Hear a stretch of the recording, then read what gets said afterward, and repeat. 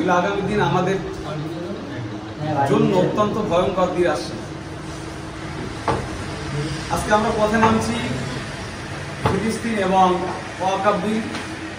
ওয়াকফ সম্পর্কে। সাধারণ মানুষ ওয়াকফটা কি বোঝে না। এটা প্রত্যেকটা ইমাম সাহেবকে দায়িত্ব নিতে হবে। ওয়াকফটা কি, কাদের সম্পদ, কে ভোগ করবে, কাদের ভোগ করার জন্য এ সম্পদ। ভারতবর্ষটাকে শাসন করতে আগে তো মুসলমানরাই, আমাদের পূর্বপুরুষরাই, তাদের হাজার হাজার বিঘে সম্পত্তি। আমরা জানি না, আমাদের জেনারেশনরাও জানে না, আমাদের বাপদাদারা হয়তো অনেকেই জানেন না। এটা সাধারণ মানুষকে বোঝানোর দায়িত্ব আমাদের নিতে হবে যে তাই সেই সম্পদগুলো আমাদেরই, আমাদের 14 পুরুষদের।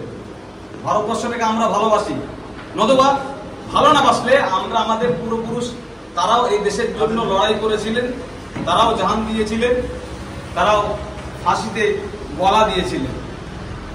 অন্যান্য জাতি, অন্যান্য সম্প্রদায়ের মানুষেরা, মনীষীরা যারা ভারতবর্ষটাকে ভালোবেসে ইংরেজদের বিরুদ্ধে লড়াই করেছিলেন, মুসলমানরা কোনো অংশে পৌঁছিল না। এটা আমাদের ভুলে গেলে চলবে না। আজকে ইতিহাসের পাতা থেকে মুসলিমদের নাম মুছে দেওয়া হয়েছে, মুছে দেওয়ার চেষ্টা চলছে। আমরা সেই ইতিহাস সবাই কম বেশি জানি, তবে আজকে একদম সংক্ষিপ্ত আকারে এই যে আমরা আন্দোলনে নামছি, আপনারা সবাই আপনাদের ইমামরা গ্রামে মানুষদের কনভিন্স করবেন, মুসলিমদেরকে বলবেন, অন্তত পক্ষে যদি আজ আমরা রুখে না দাঁড়াতে পারি, যেবা যারাই বলবেন কোনো পার্টিকে ইন্ডিকেট করে না বলাই ভালো।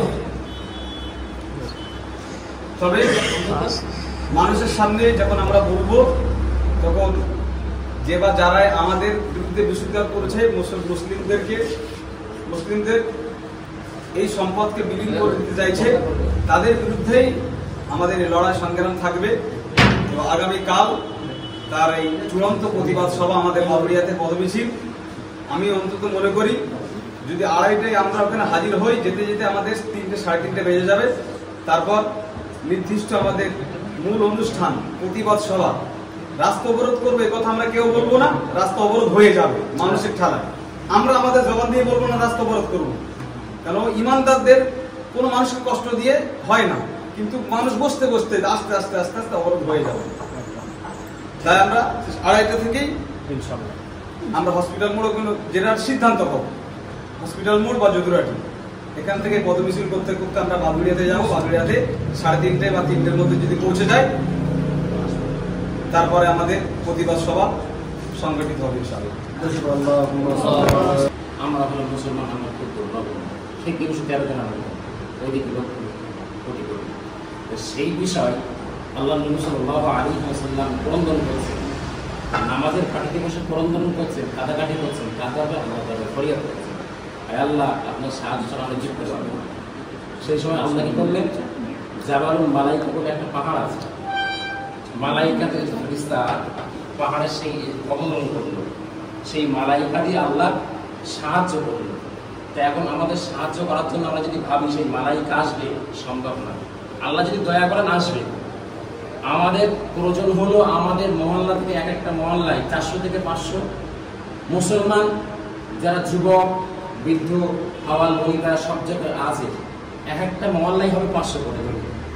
আমাদের বাদুরিয়া একটা যদি আমাদের গ্রাম দেওয়া হয়, 4-5টা করে একটা গ্রামে আছে, মসজিদ আছে, তাহলে কমপক্ষে হলে যদি গ্রাম থেকে 1000 করে দেয়, সব যদি ছাড়াই করে 1000 করে ধরি, যদি আমরা সমস্ত ইমাম সাহেবরা নিয়ে আসতে পারি, তাহলে বাদুরিয়ায় আজকের কয়েক লক্ষ মানুষ জমায়েত হবে বাদুরিয়ায়। তাহলে আমাদের প্রত্যেককে চেষ্টা করতে হবে, প্রথম টাইম খেয়াল রাখতে হবে। আমরা সবসময় টাইমটা ভুলে যাই। এই মুসলমানরা পিছিয়ে কেন আজকে টাইম?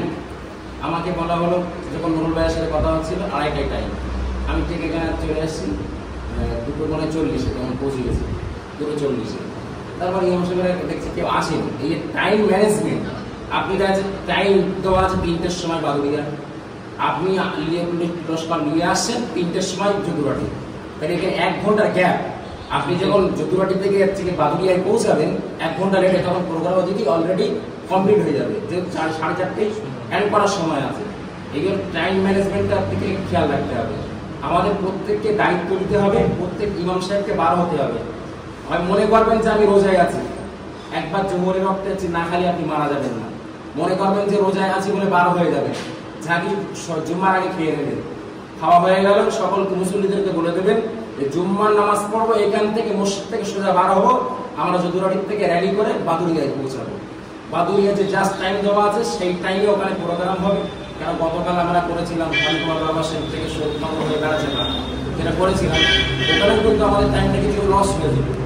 যার জন্য মেন যে টার্নিং পয়েন্টটা আমরা চৌমাতে যাওয়ার ছিল, পারমিশন পাইলাম না বলে বাদুড়িয়া 3 মিনিটে করতে হলো বাদুড়িয়ার মোট টাইম।